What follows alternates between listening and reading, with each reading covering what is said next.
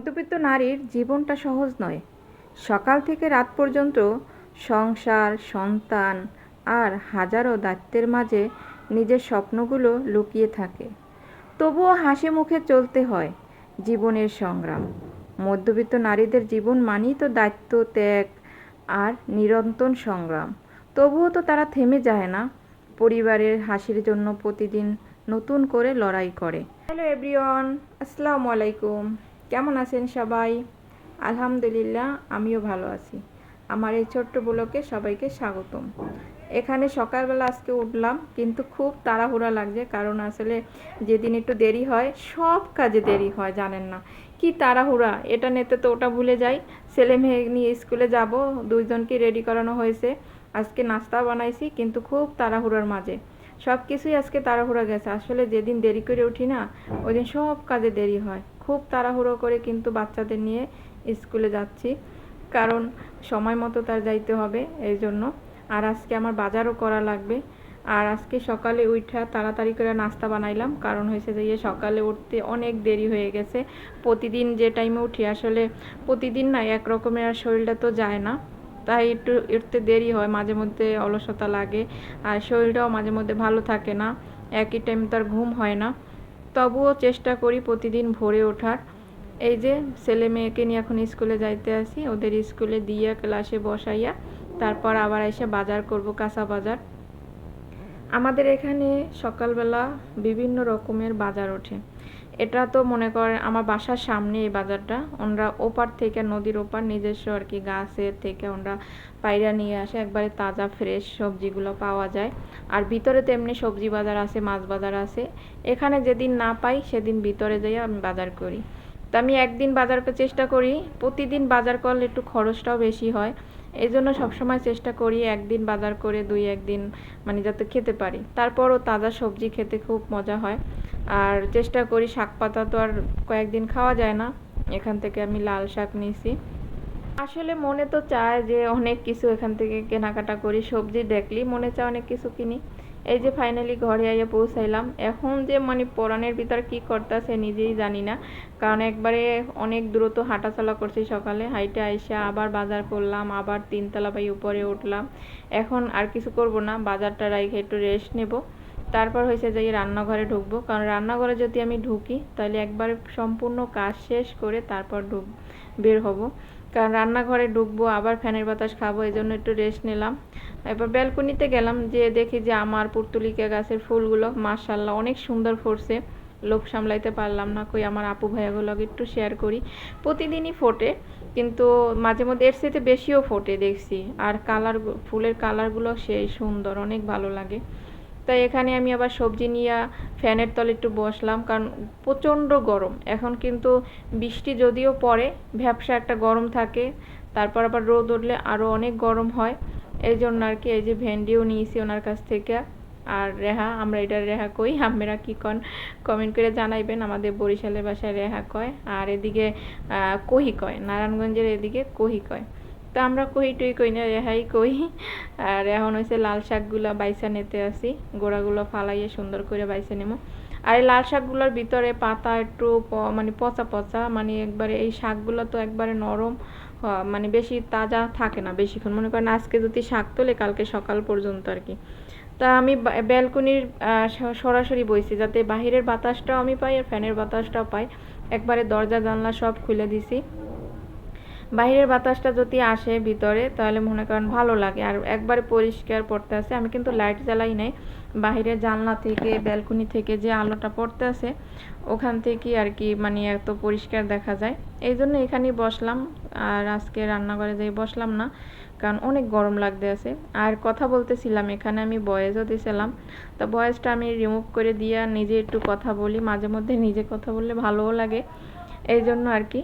আর লাল শাক কিন্তু শীতের সময় বেশি ভালো লাগে আমার দ্বারা। তো শীতের সময় শীতের সবজি যেটা মূলা, সিম, ফুলকপি, গাজর, যে কোনো একটা ভাজি করলে ভালো লাগে। আর এটা তো লাল শাকের সিজন না। আমরা যখন আগে ছোটোবেলায় খেতাম, সব সময় শীতের সময় এই লাল শাকটা পেতাম। আর লাল শাক শীতের সময় খেতে, মূলা শাক, লাল শাক, এগুলো শীতের সময় ভালো লাগে। সিজন অনুযায়ী সবজি কিনলে ওইটা ভালো হয়। কিন্তু এখন 12 মাসই লাল শাক পাওয়া যায়, বেশি দামও নেয় নাই। এক মুঠা আপনার 20 টাকা নিচ্ছে আর কি, আধা কেজির উপরে। কেজি ধরছে 40 টাকা, তা এখানে হাফ কেজি বেশি আছে। তা ভাবছি আজকে রেখা রান্না করব না, কারণ ছেলেমেয়েরা তো সবজি খেতেই চায় না। এখন পর্যন্ত ডিসিশন করি না কী দিয়ে কী রান্না করবো। তো যখন আমি শাক বাছতেছিলাম তখন মনে মনে ভাবতে আছি যে মাছ নামায় রান্না করব না শাক ভাজি করব, মানে কী যে বলবো, মানে আসলে আমরা আছে নারীরা ভেবেই পাই না, সন্তানের দিকেও তাকান লাগে, আবার মনে করেন বাজার তো হাইফাই অত করাও যায় না। তা যা করছি আলহামদুলিল্লাহ। তো এখন ভাবতে ভাবতে মাথায় একটা টেনশন আসলো যে বাচ্চাদের জন্য কি করি। তখন আমার মাথায় আইডিয়া এলো যে আজকে ডিম রান্না করব। ফ্রিজ থেকে ডিম শর্টকাটে, আবার ওদের স্কুলে টাইম মতো আনতে যেতে হবে, কারণ স্কুলে টাইম মতো না গেলে আমার ছেলের আগে ছুটি হয়, রায়ানের আগে ছুটি হয়, মেয়ের হয়েছে একটু দেরি করে ছুটি হয়। মেয়ের 2বার টিফিন দেয় আর ছেলের তো একবারই টিফিন দেয়। তো টিফিন আমি দিয়ে দিই, ওর সাথে আমি আবার টিফিন দিয়ে দিই, এই জন্য আর টিফিন টাইম আমার যাওয়া লাগে না আর কি। আর মেয়ে যায় ওর কাছে, একই স্কুলে পড়ে, সুবিধা এই জন্য ওর কাছে যাইয়া টিফিনটাও খাওয়াই দিয়ে যেতে পারে। বা ও যদি দুষ্টমিও করে খেলতে নামে তো বললে আবার বলছি যে খাবা, তোমার আপু যদি বলে, নাইলে খাবার রাইখা দেয়, খাওয়া হয় না। তাই এখন রান্নাঘরে চলে এসেছি, শাকগুলোর আগে ঢাইকে নিয়ে আগে সিংটা পরিষ্কার করে নিই। মানে এখানে হয়েছে কি অনেকগুলো থালাবাটি, সকালে নাস্তা, ওই যে বললাম তাড়াহুড়ো করে সকালে কোনো কাজ করতে পারিনি। আসলে যেদিন একটু দেরি হয় সেদিন মনে করেন যে সকালবেলা যে কী রূপে দিয়ে যায় আমি নিজেই জানি না আর কি, আল্লাহ তাআলাই জানে। এত দ্রুত মানে কাজ করার চেষ্টা করি, তারপর মনে হয় কাজ শেষ হয় না, টাইম মতো সব করতে পারি না। একটু দেরি করে উঠলেই এই ঝামেলাটা হয়। আর যদি আমি আমার টাইম মতো উঠি তাহলে দেখা গেছে একটার পর একটা আমি এগুলো কিন্তু ধুয়েই যাইতে পারতাম, ওই যে টাইম পাই না এই জন্য। এখন অনেকগুলা রাতের কিছু ছিল, তারপর হচ্ছে সকালের তা নাস্তা করার পর এখানে সবাই রাইখে গেছে, এগুলো জমছে। এখন সুন্দর করে এগুলো আবার ধুইয়া রাখতে হবে। তারপর হচ্ছে যে শাক পাতা ভালো করে সিংটা ভালো করে পরিষ্কার করে হচ্ছে শাকটা এখানে ধুবো। আর এই ফ্রাই প্যানটা এভাবেই কালচা হয়ে গেছে, এখন জানি না কি করলে এগুলো উঠবে, আমার মনে হয় না যেগুলো আর উঠবে। যদি কোনো আপুরা কোনো টিপস জানা থাকে আমাকে কমেন্ট করে জানাইতে পারেন। আর আমার এই ভিডিওটা আপনারা কে কোন জায়গা থেকে দেখতেছেন অবশ্যই কমেন্ট করে জানাবেন, বা কোন জেলা কোন জায়গায় থাকতেছেন, আমি তাহলে খুশি হব। কারণ তাহলে আমি বুঝবো যে আমার আপুরা অনেক দূর থেকে, হয়তো অনেক দূর থেকে অনেক আপুরা দেখে, কিন্তু আমি তো জায়গার নাম চিনি না, একটু খুশি লাগবে মনে, এই জন্য আর কি বললাম। তা আমি থালাবাটি ধুয়ে সবসময় এই ঝুড়িটার ভিতর রাখি, ওখান থেকে পানি তো ভালো করে ঝরাইনি। তো এগুলো আমি রাত্রে ধুয়ে রাখছি, তা রাত্রে ধোয়ার পর এগুলো তো এখন পানি ঝরে গেছে, এখন এগুলো আমি জায়গা মতো রাইখা দেবো। আর পরবর্তীতে এখন মনে হইলো যে সবাই কিন্তু নাস্তা করছে, আমি কিন্তু নাস্তা করি নাই। হ্যাঁ, সকালের নাস্তাটা আমারই হয় নাই, তা আমি একটু এই করলাম, চা বসাইলাম, যে আমি একটু চা বসাই, কারণ চাটা খাইলে একটু এনার্জি পাবো, ভালো লাগবে, এই জন্য একটু চাটা বসাই নিলাম।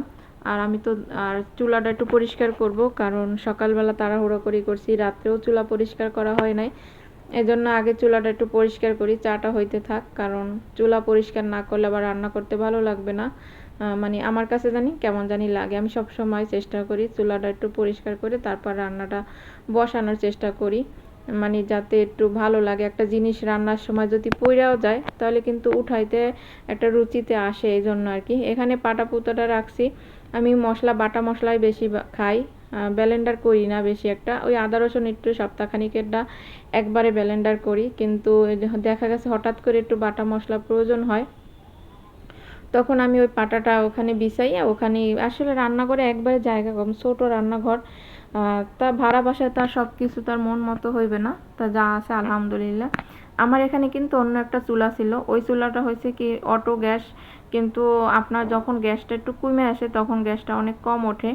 আর চুলার যে সুইচটা ওইখানে হয়েছে যাই মাঝে মধ্যে একবারে গরম হয়ে যায়, আমার অনেক ভয় লাগে যদি কোনো দুর্ঘটনা ঘটে, যেহেতু ওটা চাবির এই সুইচ ছিল। তবে বাংলা চুলাটা কেনার পর ওই ভয়টা আর নাই, এই জন্য। আর এখন একটু সুইচ মানে এটা আমি কিনে নিয়েছি, কাঠি দিয়ে ধরাই না, ডাইরেক্ট এটা অটো যে কী বলে এটা দিয়ে আমি ধরাই চুলাটা। তো এখন শাকগুলো আমি সুন্দর করে ধুয়ে নেব, কারণ আমি সিংটা পরিষ্কার করে নিছি ভালোভাবে, শাক ধুমো বলেই মাঝে মধ্যে সিং একেবারে আটকাইয়া সুন্দর করে ধুয়ে নিই। আর আজকে আবার তা করলাম না, ঝুড়িতে করে শাকগুলো ধুয়ে নিলাম। এখন এসে ঝুড়িটার ভালো করে যে শাক, কিছু কিছু শাক আছে একবার পাতলা মানে কেমন যেন কালো হয়ে গেছে, ওগুলো একবার ঝুড়িতে লাগিয়ে গেছে, এই জন্য ঝুড়িটা আবার ধুয়ে নিলাম। এখন শাকগুলো ভালো করে ধুয়ে নেব। আর এখন আর বটি দিয়ে শাক কাটবো না। তো শাক পাতা মাঝে মধ্যে হাত দিয়ে ছোট ছোট টুকরা করি, আর লাল শাক অত কুচি কুচি করাও লাগে না।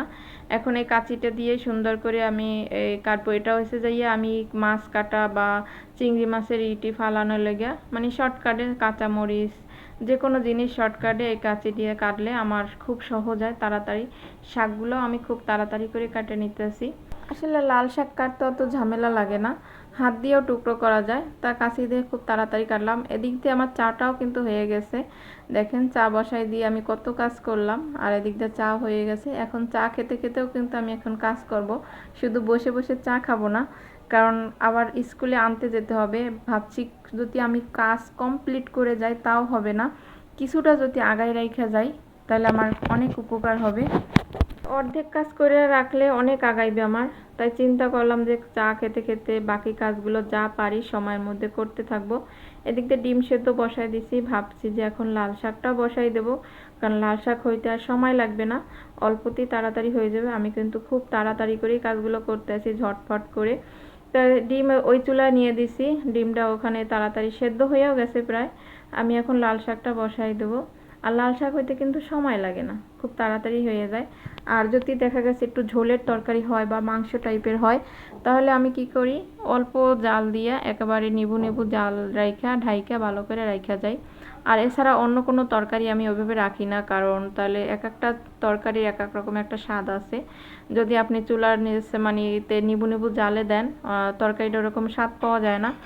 আর আমি লাল শাকে বোম্বাই মরিচ দেবো। এই বোম্বাই মরিচ কিন্তু আমি বাড়ি থেকেই নিয়ে এসেছিলাম, কাঁচা অবস্থায় আনছি, পেকে গেছে আর কি, অনেক দিন হয়েছে তো এই জন্য। যাই হোক, পেঁয়াজ আর বোম্বাই মরিচ, কিন্তু তেলটা বেশি হয়ে গেছে। আসলে লাল শাকে কে জানি যতই কম দেওয়ার চেষ্টা করি তেলটা, কে জানি তেলটা বেশি হয়ে যায় আমার দ্বারা মনে হয়। তেল পরে তেলগুলো আলাদা হয়ে যায়, শাকগুলো আলাদা হয়ে যায় বা তেল আলাদা হয়ে যায়। আবার লাল শাক অনেকে কি করে আলাদা করে সেদ্ধ করে তারপর হয়েছে যে বাগার দেয়, আর ওইটা আমি আর করলাম না, কারণ লাল শাক হয়েছে যে আমি একবারই বসাই। শাক পাতা বেশিরভাগ আমি একেবারেই বসাই, তাহলে আমাদের ভালো লাগে এরকম। আসলে এক এক ধরনের রান্নার ধরন এক এক রকমের। তো এখানে হালকা একটু লবণ দিয়ে দিলাম, লাল শাকে তো তেমন কোনো কিছুই না, হালকা পাতলা এই আর কি, লবণ, কাঁচামরিচ। তা কাঁচামরিচ দিলেও ভালো লাগে, যেহেতু আমি বোম্বাই মরিচ দিছি, ঘেরান বা স্বাদটা অন্য রকমের লাগবে, খেতেও ভালো লাগে। আর পাশের চুলায় কিন্তু আমার ডিম সেদ্ধ হয়ে গেছে, আর ডিমটা একেবারে খুঁটে খাইটে রাইখে যাব। আর লাল শাকও দেখেন নাড়াচাড়া করতে করতে কিন্তু লাল শাকও একেবারে হয়ে গেছে। আর লাল শাক খেতে কিন্তু আমার দ্বারা খুব ভালো লাগে, ভাত মাখলে একবারে লাল লাল হয়ে যায় এই আর কি। তা লাল শাক হয়ে গেছে, ওদিক দিয়ে ডিমও ছুলে নেবো। আর আমার কিন্তু স্কুলে যাওয়ারও সময় হয়ে গেছে, যে স্কুলে যাব। এই যে দেখেন, ডিম আর ছেলা হবে কিনা জানি না, তারপর চেষ্টা করতেছি। এই দেখেন ডিমও কিন্তু ছেলা হয়ে গেছে। এখন ডিম ছেলা আর লাল শাক ভাজা দুটোটাই কমপ্লিট, শুধু আইসা ডিমটা ভুনা করব আর ভাত রান্না করব। তো আমি এখন এইভাবেই রাইখে যাইতে আছি সব কিছু। আর ওদের স্কুলে আখিনুরের তো এখন ছুটি হবে না, এখন তো রায়ানের ছুটি হবে।